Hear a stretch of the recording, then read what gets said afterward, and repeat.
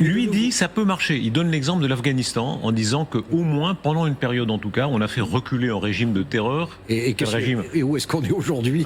C'est quand même, c'est encore bien pire qu'au début. Et entre-temps, on a dévasté l'Afghanistan et tué des centaines de milliers d'Afghans. Hein. Non. Voilà, les journalistes se demandent, est-ce qu'on peut tenter d'attaquer l'Iran comme on a fait en Afghanistan? Le problème, c'est qu'on sait ce qui s'est passé. La guerre de l'Irak, après George Bush, il vient nous dire comme quoi c'était une erreur de calcul. La Libye a été détruite. Après, Barack Obama vient dire que c'était une erreur de calcul. L'Afghanistan, on a les images ici. L'Afghanistan, les États-Unis d'Amérique en tête, y compris tous les Occidentaux, ils ont passé 12 bonnes années. 12 bonnes années là-bas, 12 ans d'échec total.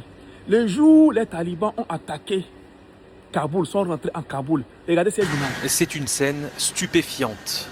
Des centaines de personnes tentent de s'accrocher à cet avion militaire américain qui se prépare à décoller. Cette vidéo sur le tarmac de l'aéroport de Kaboul a fait le tour du monde et témoigne de la peur, du désespoir de milliers d'Afghans qui souhaitent fuir le pays tombé aux mains des talibans.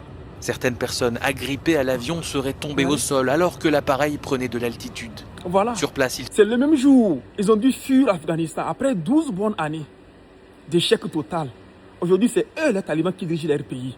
Voilà pourquoi l'autre disait que on en est où? Où en est nous? Ça a donné quoi? Mais ils veulent toujours tenter, ils veulent toujours. Mais l'histoire a commencé où même? On écoute cette vidéo. L'Iran. Après la répression sanglante de la contestation fin janvier, Donald Trump avait déjà menacé d'intervenir militairement pour venir en aide au peuple iranien. À la population de l'Iran, comme quoi ils sont tués parce qu'ils manifestent, les dirigeants iraniens ont tué les...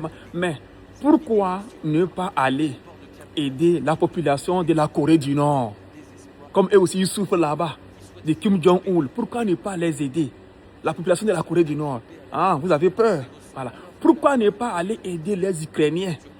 Pourquoi ne pas aller bombarder la Russie pour laisser les Ukrainiens en paix?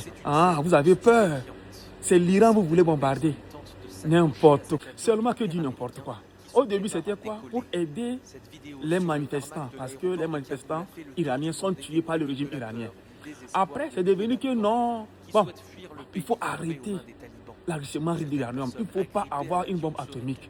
Ok. Après, c'est devenu que non, on ne veut pas vous voir avec les missiles antibalistiques, les missiles anticontinentaux.